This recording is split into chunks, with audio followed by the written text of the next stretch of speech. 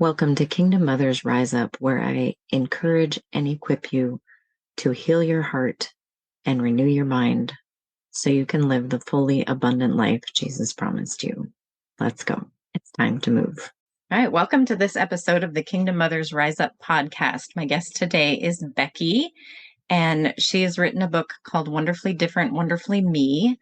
And Becky and I connected in, I don't remember if it was a writing course or a challenge or something a few years ago. And I've just always wanted to get to know her better, and I want to hear about her book. So welcome, Becky. Thank you. Thanks for having me.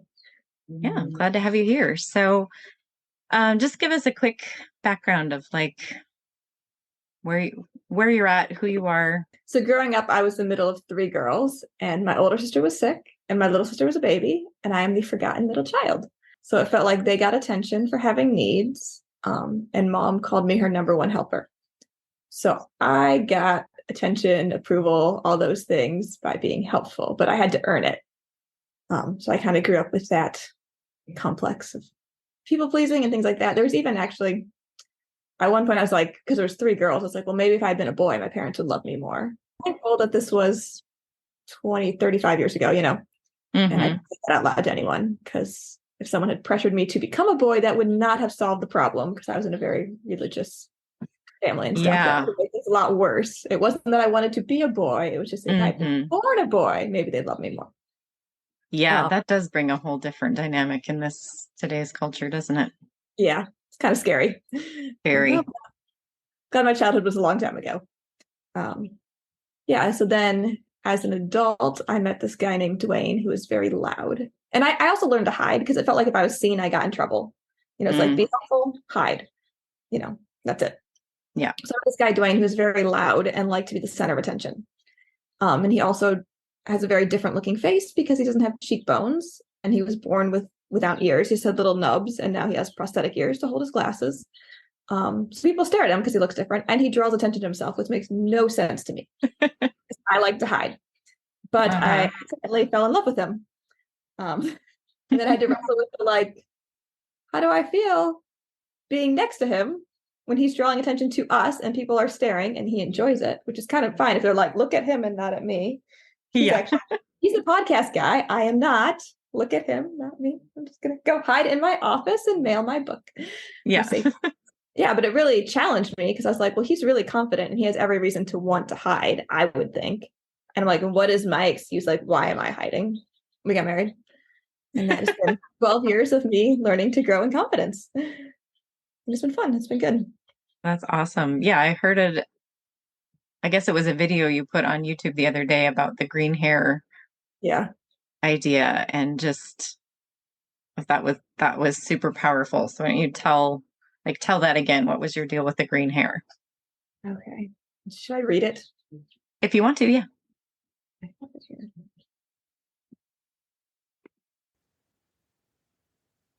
And like I said, I can edit, so you can just take your time and find it. And yeah, I was actually just looking at it, so we're good. Okay. So what I said in that video was just that I felt like I had been put in a box, and I tried so hard to stay in that box that I was put in, and trying to live up to the expectations of who I should be, do, think, act, because that's what I thought I needed to do in order to belong and be loved. But I failed because that wasn't me, and the box didn't fit, and I couldn't stay in it. And so then I set out to prove that I don't belong in this box. But it's as if my whole life I've been told that I had green hair, and I tried to pretend I had green hair, but I don't have green hair, so I failed. And then I set out to prove that I don't have green hair, and I tried so hard to show people that I have brown hair. But if someone said, "You have lovely brown hair," I felt as if I had deceived them, and I tricked them into believing that I had brown hair. But if they knew the real me, they would know that I have green hair, and they would know that I belonged in that box. And then one day in the last year, I looked in the mirror and was like, oh, I have brown hair. What do you know? Like, I don't have to prove that I don't have green hair, because I don't have green hair. It's like I've been lied to about who I am and how I should fit in that box. But anyone whose eyes to see knows that I don't have green hair. They know it's a lie, even if they were told that. And I had to look in the mirror to realize that those lies are wrong. But anyone who really knows me knows the real me. And I don't have to listen to the people who tell me that I have green hair, because they obviously don't know me, and they don't get to tell me who I am. And I don't have to try hard to be myself. I'm free to be wonderfully me. I love And then I that. went on to say, the problem is I don't know who I am. And then my whole, I don't know. Now I got to figure out who is me if I'm not allowing other people to tell me who I am. And I have to define that for myself. Mm-hmm.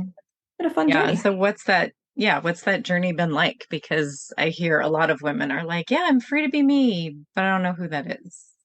It's been fun. I think it's been years of my husband being like, well, what are your hobbies? What are your interests? What do you like doing? And I'm like, I don't know. I like my job, but my job apparently isn't allowed to be my hobby. It was a hobby that turned into a job. Now it can't be a hobby. It's like, I don't know. You can just be a workaholic. Is that an option? Yeah, I still don't know. I like writing. I figured that out. You like writing, and you learned you liked butterflies, right? Figured out, yes, I like butterflies. I've always loved butterflies. I have a tattoo. I got a tattoo this year. Oh, nice.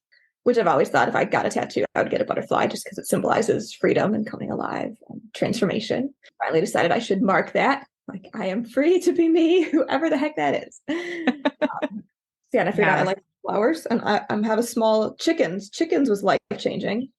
A friend moved away and gave me her chickens, and they're very therapeutic. And I have more chickens than I can count now. And that same friend also gave me a sunflower head of sunflower seeds to feed the chickens and to grow more sunflowers. And my daughter's like, let me get this straight.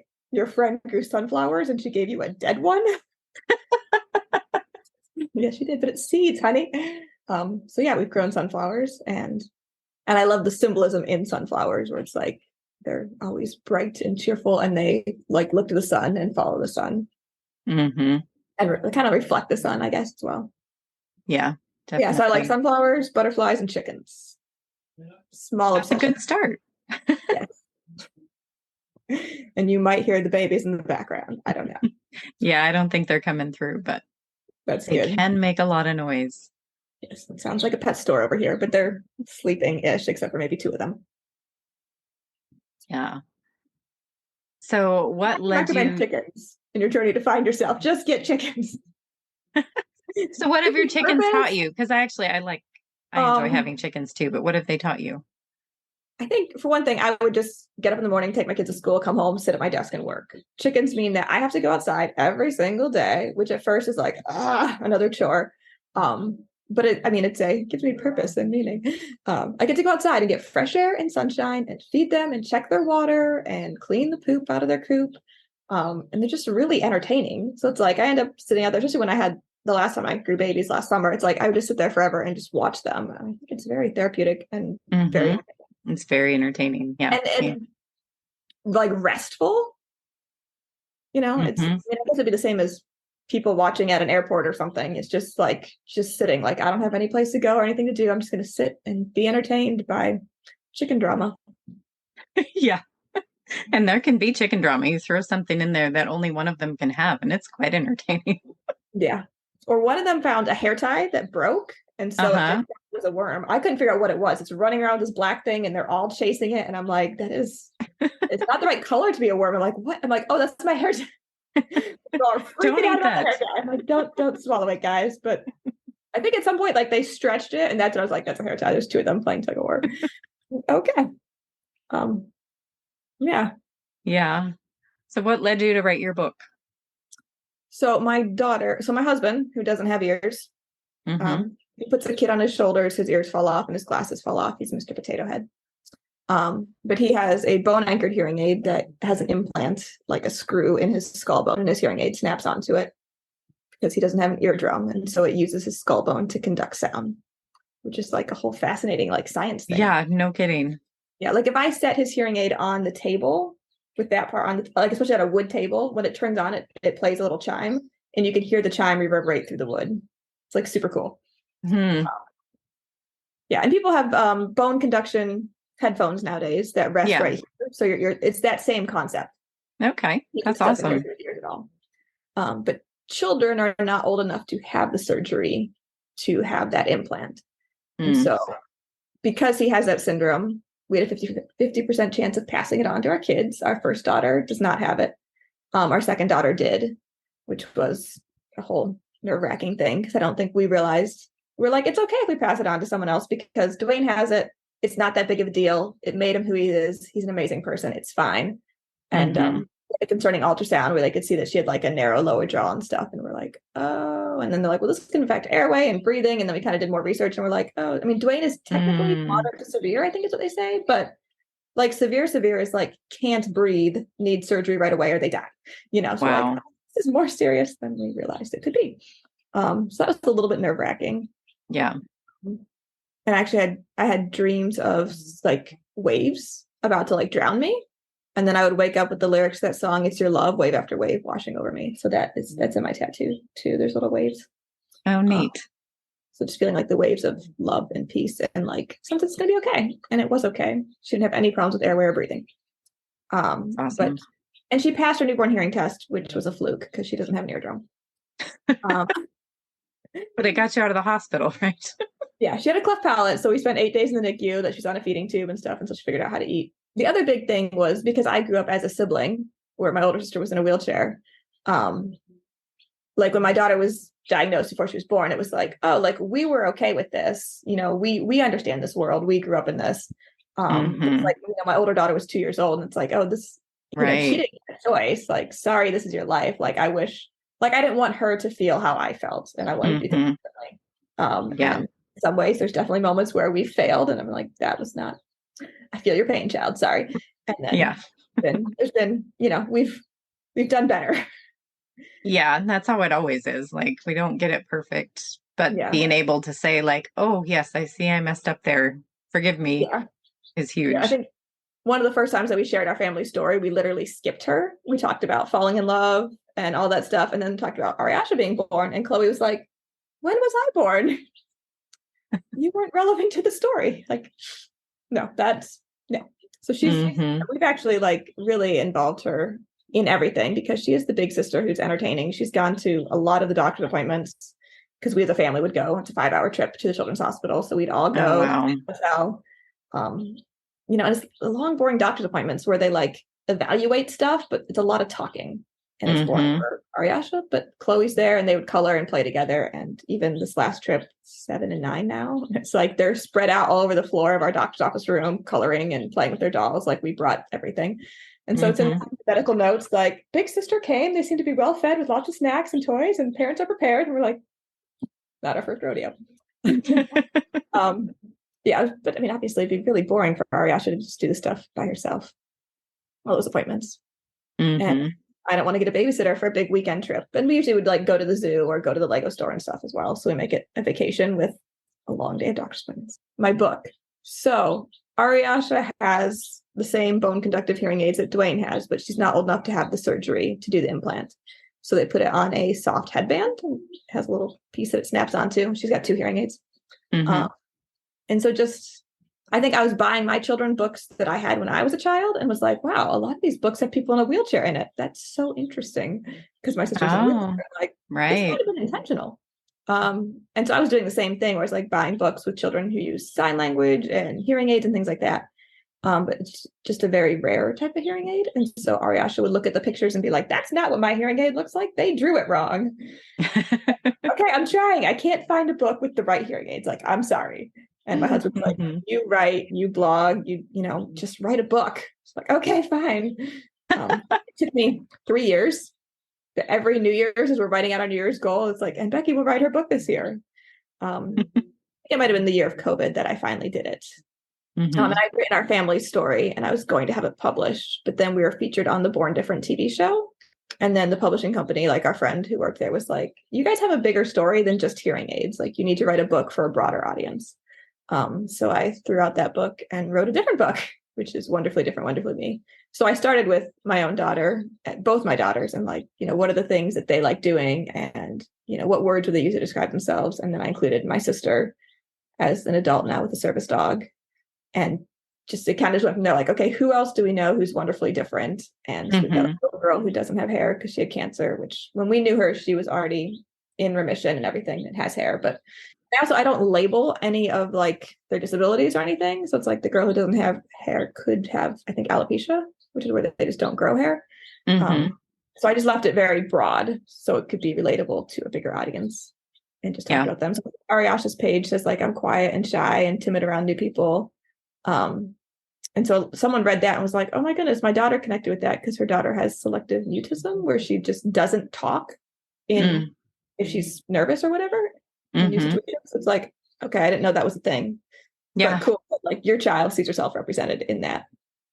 So I just tried to make it, I mean, there's I think 12 or so characters, and they all like, Legos and trampolines and climbing and playing in sandbox, that big variety of things. So I think it'll help kids reading it to see like, oh, I enjoy playing with Legos. Like I can play with someone who's in a wheelchair and we can both play Legos together. Like we have things in common with everyone. Exactly. Or like an I am statement, like, I'm feisty, I am brave, I'm caring, I'm friendly. So kids reading it can find the kid who looks like them, who has a similar like disability to them, or who likes playing with the same toys as them, or is courageous like them, or whatever. So they can relate on different levels. Yeah. See, there's lots of different ways to see that we're similar. Yep. Instead of just the ways we're different. That's really cool. So what did you blog about before you wrote your book? I had originally started because we traveled internationally with the missions organization. So I think that's when I started. It was just kind of, instead of sending, this was, I think Facebook had just been invented. But instead of that, it was like, oh, I can just do a short blog post of like, here's what we're doing. And I did a class that we had to like blog about current events and like children at risk. Oh, okay. Like that. So it's like, I don't know, we were just to like read about current events and like write a blog post of our perspective and like write what we were learning for that class. Like instead of just turning your homework in, we were writing blog posts about what we were learning, which was really neat. It's a fun way to process your learning and share it.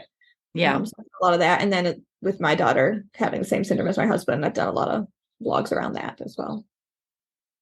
And hearing aids. Cool. So I actually started a business making, not this headband, making other headbands for kids who are hearing aids. My husband was like, don't just like start a business and be a person, like be a thought leader in that space. And so if you see people in the Facebook groups, asking the same questions over and over, answer the question, but then write a blog post about it. And so I was doing that as well. And then it gets to the point that people start sharing my blog post for me and I don't have to answer people's questions. And you don't have to keep, I don't have to keep saying the same thing over again. It's like copy paste, here's the link, Fine, I did that. But yeah, that was when I first started that business. I was definitely like branching out in new territory. And my husband's the entrepreneur, and every time I make cute stuff for my kids, he's like, you should make it and sell it. And I'm like, why would anyone buy this? I don't know. I'm so insecure. So that was a huge growth there. And that is my job, making headbands and apparently also writing books. And then trying to sell the books. Yep. Yeah. What's that journey been like? Interesting. I guess because of making headbands, I've made headbands for over 3,000 families across the United States and Canada. And I have an Etsy shop. So I have all those email addresses. So it's just tell everyone I wrote a book and share on all the Facebook groups. So I pre-sold, I think, 200 books. I've had the book for a year and a half now, and I've sold almost 500. And then my publishing company has sold about 200 through Amazon. Nice. So our next book will be self-published, which our daughter is writing that book. Or I guess she wrote it, my older daughter. What did she write about? It's called Becoming a Super Sibling, at least. It's not done yet, so we could change the title, but I'm pretty sure that's the title. And it's just her story about having a new baby sister who was in the hospital and had lots of doctor's appointments, and just kind of her perspective, in simple kid language, explaining all that. And, long, boring car rides to the children's hospital far away, and lots of fun playing with friends in the waiting rooms. And there's like the Easter eggs of all the characters in my book are in her book as well, like in waiting rooms or at the playground or whatever, they make appearances. Oh, that's cool. Yep. Yeah, it's been fun. All the sketches are done. They're adding colored illustrations next, and then put it together. You're working with an illustrator? Yep. Same illustrator as my book. That's neat to have the same illustrators, so she can easily bring those characters, or they can easily bring those characters in. Yes, that's fun. And my 9-year-old daughter is an author. I don't know where she got that from. She has her dada's confidence that I am learning. Well, that's good. Then you have two of them to learn from. Yeah. Like I'm inspired by my own children because I see them and I'm like, you have way more confidence than I ever did. Plus you have my sass. So I need to up my game here. Yeah, they definitely challenge us to grow and show up in different ways. Yep. All right. Well, thanks for sharing your story. Is there any last piece of wisdom you would give for moms who are in that place of like, I don't know, either they're not sure that it's okay to be them or they're still trying to figure out who they are? Get chickens. Yeah. There is only one you, so you have to be you and you can't be someone else. But like, where did the courage to like, okay, yes. Because like you said, you looked in the mirror last year and realized you had brown hair, which like to the logical mind is like, you've been seeing that your entire life. But I totally get it. Like I've had moments of looking in the mirror and being like, I am not crazy. Yep. Where'd that strength come from to be able to be like, I have brown hair. I can believe what I see. I can believe what I experience. And nobody gets to question that. I have a life coach and a counselor. And my Mm-hmm. life coach also does a lot of like somatic stuff where it's like connecting with your body and like feeling your feelings and learning to listen to yourself and trust yourself, like that gut feeling, like your body is trying to tell you something. I've also been doing a lot of that in the last year or two. So it's probably just learning to be more present with myself and to trust myself Yeah. and choose myself. And if I don't want to do something, like I don't have to make an elaborate excuse. And sometimes I'm just trying to justify to myself why I don't want to do it. So it feels valid to say no. And it's like, no is a complete answer, complete sentence. You're like, Mm-hmm. you can say no. And like, so learning to, I guess, trust myself, even if I don't have a logical reason that I don't want to do something or that I do want to do something, it's like, try it and see what happens or say no and don't do it. And just Yeah. That building my permission. confidence in myself and the connection with myself and figuring out who I am and what I want to. Mm-hmm. Yeah. That's really powerful. Yeah. All right. Well, I will put in the links where they can find your book. And like, are you still currently blogging or Ish. ish? Okay. I have a Well, YouTube too. My husband is a talker and I am a writer. okay. So now I just write things and then I just record myself saying it and put it on YouTube. So both options. All But I right. should Yeah, take the that'd be written good. version and blog it. I don't know. Yeah. Yeah, there's all kinds of options. So yeah, we'll put links to that stuff in the description. And yes, appreciate you sharing. And maybe when your daughter's book is done, we can do another episode. Cool. Yeah, that'd be fun. Thank you for listening to today's episode of the Kingdom Mothers Rise Up podcast. I'm blessed to have you here. If you'd like to continue the conversation, you can join us in the Kingdom Mothers Rise Up Facebook community. When you're ready for more support, I have the Heart Doodling with Jesus monthly membership, periodic group coaching, and one-on-one personalized coaching as well. Thank you so much for being here, and we'll see you next time.